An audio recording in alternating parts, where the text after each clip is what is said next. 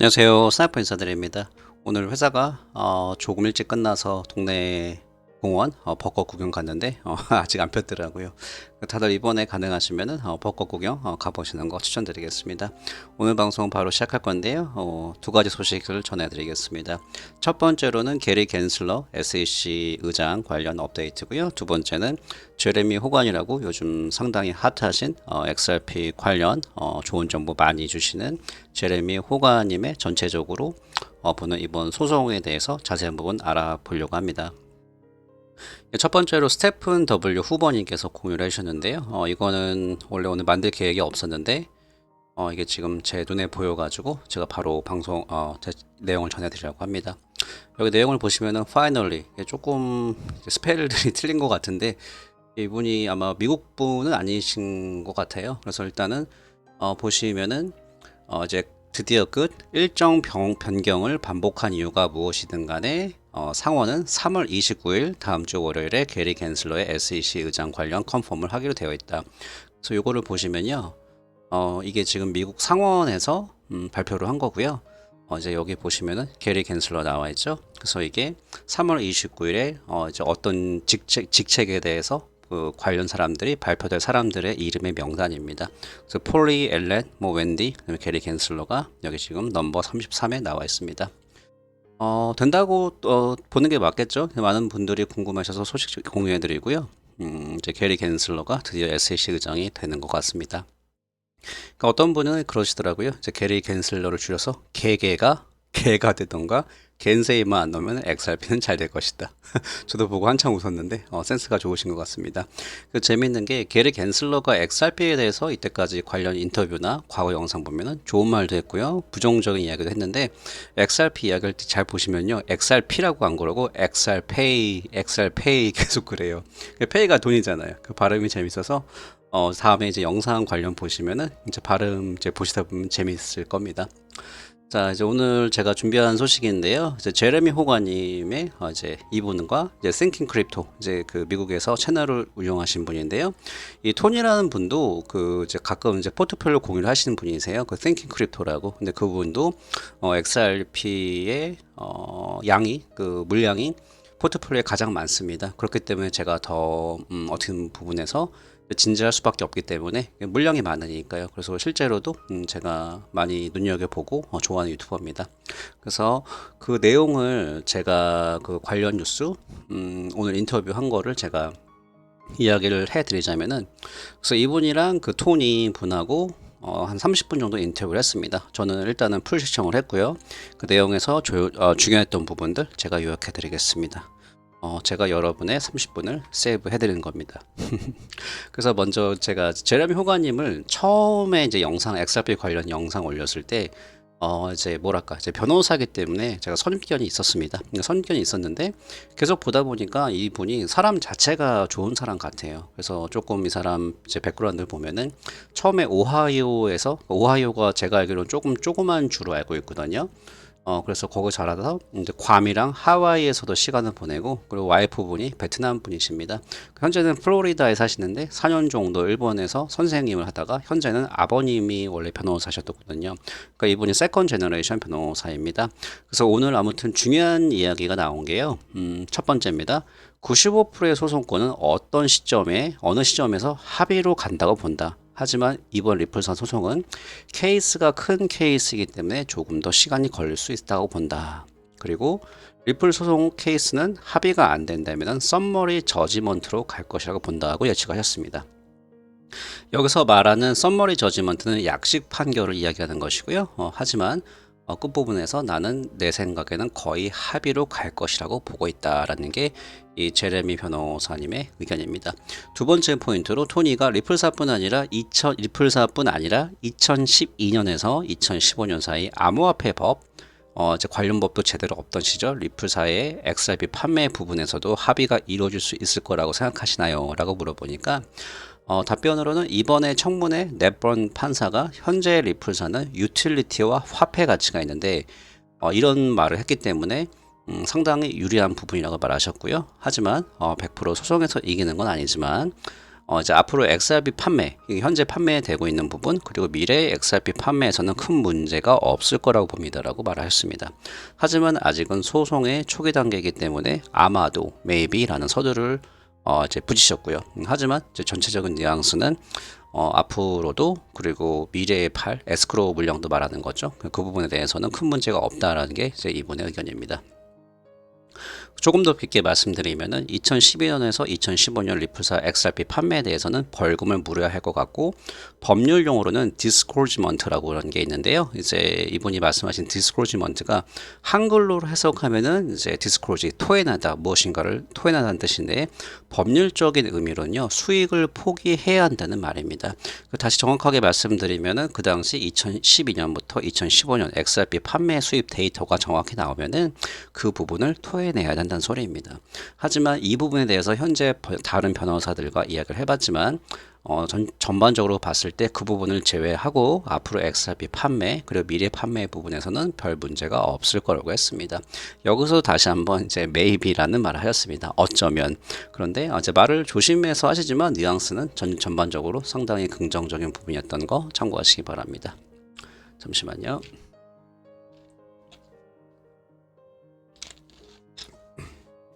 오늘의 저의 메뉴는 탄산수입니다. 자, 코인베이스 XRP 거래를 멈춘 이유를 어떻게 생각하시나요? 라는 질문에 이제 제레미 호간 변호사가 말씀하시는 게 코인베이스가 아마 규제 변호사, 레귤레이터 변호사 펌에 갔을 거라고 봅니다. 그러니까 이분이 가정에서 이제 이렇게 이야기를 푸셨어요. 그래서 예를 들면 안녕하세요, 저 코인베이스에서 왔는데 현재 SEC한테 XRP가 소송이 당했습니다. 어떻게 XRP 이거 디리스트 해야 될까요? 빼야 될까요? 물어보니까 그러면은 변호사 측에서는 상장을 멈추세요라고 했을 거라고 합니다. 가장 큰 이유가 만약에 그냥 XRP를 상장하라는 조언을 주었다면은 SEC한테 소송을 당할 수도 가능성도 있었고요. 그러면은 이런 조언, 계속 그냥 XRP 상장 두라는 조언을 해준 변호사는 곤란해지고 나중에는 코인베이스 쪽에서 이 변호사를 고소할 수 있는 결과가 있을 수가 있고요. 하지만 XRP 상장을 그냥 빼라는 조언을 해줬기 때문에 나중에 XRP가 증권이 아니면은 이제 데미지를 최소화하는 방법이었기 때문에 이제 그렇게 빼라고 리스팅을 이제 빼라고 조언을 준 것이라고 예측을 하고 계시고요. 왜냐면은 그렇게 되면은 나중에는 이제 별 문제가 없다. 그럼 다시 재상장하면 되는 거니까요. 그리고 한 가지, 진짜 리플 홀더 분들 나중에 수익이 크게 나더라도 아무도 욕합니다. 그 욕하면 그거 정신 이상한 사람이에요. 그러니까 지금 리플사가 저희 이제 XRP 홀더들이 모든 거를 지금 암호화폐 현재 일어난 일 중에서 이제 소송, 이제 대표로 몸빵을 맞는 것이거든요. 그래서 이게 만약에 SEC가 더 유리하게 끝나면 이번 소송에서 리플사 말고도 잠깐만 생각해 보셔도 이제 에이다, 라이트코인, 체인링크, 파일코인 등등등 다 걸고 넘어질 수 있습니다. 그러니까 저번에 그 크립토 맘이라고 불리는 헤스터 피어스도 실제 인터뷰에서 이야기를 했어요. SEC에서 새로운 팀이 생겼답니다. 암호화폐 증권 관련, 앞으로도 계속 소송 관련 담당할 수 있는 팀이 있고요. 그리고 그래서 사람들이 이 리플 소송이 암호화폐 크립토커런시 랜드마크 소송이라고 하는 겁니다. 그러니까 이런 거 다 버티고 큰 수익을 보는데 누가 욕한다? 그러니까 운이 좋았다? 이제 그런 하는 분들은 아마 부러워서 그런 것이라고 좀 보고 있습니다. 그리고 미국에서 더블 제퍼렛이라는 게 있습니다. 그러니까 이게 이번에 리플사가 소송이 끝나면은 SEC 관련해서요. 이제 그러면은 다시는 똑같은 이유로 SEC가 소송을 걸지 못합니다. 그렇게 생각하시면 긍정적인 부분은 리플은 상당히 자유로워지는 거죠. 규제에 대해서요. 그러니까 오히려 규제에 있어서 가장 빨리 어둄션을 받는 프로젝트가 될 수 있기 때문에 유리한 거로 보고요. 그렇다고 해서 모든 암호화폐가 자유롭진 않습니다. 제가 방금 말씀드린 것처럼 이제 SEC에서 암호화폐 증권 관련 문제 팀이 전담이 되기 때문에 XRP 홀더 분들한테 유리하지만 그렇다고 모든 다른 암호화폐가 유리한 거 아닙니다. 얼마든지 헌트 다운 할 수가 있어요. 그래서 그런 부분에서는 저는 XRP 홀더 분들이 이번 소송권이 잘 끝나면 더 유리한 걸로 보고 있습니다. 자, 그리고 세 번째로 이제 게리 갠슬러에 대해서 물어봤습니다. 게리 갠슬러가 이번에 의장이 되면 소송을 전부 캔슬할 수 있을까요? 라는 질문에 내 변호사 경험으로 볼 때 만약에 나는 내 변호사 생활을 하면서 내가 소송을 질 거라는 부분을 이미 아는 경우도 있었고 소송을 이길 거라는 부분도 알고 소송에 임한 적이 있습니다. 그래서 보통 불리한 쪽에서 미리 연락 와서 세틀먼트 합의를 하자고 합니다. 그러니까 만약에 게리 갠슬러가 이 소송을 취소한다 그러면은 리플사에게 상당히 유리한 조건으로 끝난다고 해석하시면 됩니다. 라고 얘기했습니다. 그래서 만약에 이번에 게리 갠슬러가 이번 소송을 어떻게 이제 취소를 해가지고 세틀먼트가 된다 그러면은 그 뒤에는 이제 리플사한테 그 XRP에 있어도 상당히 유리하게 끝났다. 이제 그렇게 해석하시면 될 것 같습니다. 조금 지루하지만요. 그래도 중요한 소식이라서 조금만 참아 주시길 바랍니다. 이제 브래드와 크리스가 어떻게 이번 소송에서 마무리될 것 같냐라는 질문에 제 생각엔 SEC가 실수한 것 같습니다. 이제껏 암호화폐 소송에서 개인을 소송한 적은 처음입니다. 제가 예전에 몇 번 말씀드렸잖아요. 그러니까 보통은 이제 회사를 소송하지 완전히 프로드, 사기가 아닌 이상은 그 개인을 소송하지 않습니다. 그래서 제가 역사적인 사건이라고 말씀드린 거예요. 그래서 이어서 SEC가 좀 오버한 것 같고 이렇게 생각해 보세요. 만약에 리플사 XRP 판매를 부당하게 생각했다면 2018년, 2019년에 XRP에 대해서 어떻게 생각하셨냐라고요.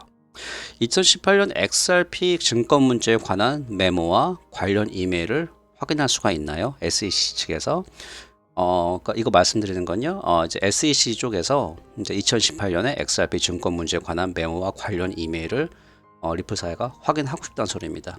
그 여기서 나온 이메일이나 이제 메모에서 XRP가 증권이라는 이메일이나 XRP 증권 분류하려는 관련 증거 서류를 입증 못한다면은 SEC 쪽에서 SEC가 대중들에게 안 좋게 보일 수 있을 겁니다. 그리고 판사한테도 당연히 안 좋게 보이겠죠. 그리고 실제 현재 소송에서요, SEC가 이렇다 할 정확한 증거나 이제 주장들이 좀 미약한 게 많습니다. 이거는 제가 리플 홀더라서 이야기 드리는 게 아니고요. 주장들 뒷받침들이 약하고 이제 좀 부실한 부분이 많이 보입니다.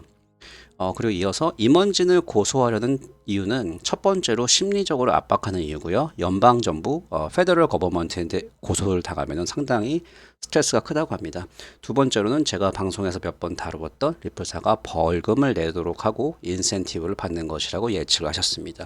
그러니까 SEC가 벌금을 받으면 거기서 인센티브 받는 거는 이제 SEC가 이제 많이들 알고 계실 거라고 봅니다. 하지만 이 부분도 자기도 이제 100%왜 그런지 자기 모르겠다. 이제 이런 의견을 말씀 주셨고요. 그리고 리플사 CBDC 브리칭 관련해서 의견을 물어보니까 내가 기술적인 부분은 잘 모르지만 나같이 잘 모르는 사람도 리플사가 무엇을 하려는지 알고 있고 나도 매우 기대하고 있습니다. 라는 답변을 해주셨습니다. 그리고 조금 곁들여서 자기 클라이언트들도 이제 멕시코 사람인데 미국에서 이제 멕시코로 돈을 보낼 때 국제송금 관련해서 이제 조금 이제 그런 부분이 좀 불합리하지 않냐라는 의견도 곁들여 주셨습니다. 그리고 마지막에 XRP 홀더들이 SEC 상대로 소송을 할 수 있냐는 질문에 이 부분은 XRP 소송권 때문에 많은 분들이 투자금 뭐 빼기도 했고 읽기도 했고 결국은 그것 때문에 많은 분들이 이제 리플 XRP 홀더 하다가 많이 이제 빼신 분들도 많잖아요. 그래서 이게 팩트예요. 이게 팩트지만 이제 쉽게 말씀드리면은 이거는 증명하기 어려운 문제이고 어떤 나라나 마찬가지겠지만 정부나 기관 상대로 이제 소송에서 이기기가 쉽지 않다고 합니다. 미국도 마찬가지인 것 같아요. 한국도 뭐 정부를 상대로 고소해서 이기는 경우가 많지가 않잖아요. 다 자기들만의 프로텍션이 있기 때문에. 그리고 현재는 리플 가격이 그때보다 조금 많이 올라왔죠. 그때 뭐 200원대였잖아요. 200원대가 최저였으니까.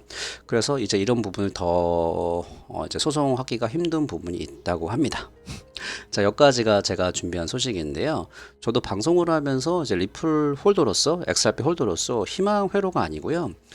저는 XRP가 이제 이번에 이제 불장해서 언제인지는 모르지만요. 저는 분명히 큰 수익을 줄 것이라고 보고 있습니다.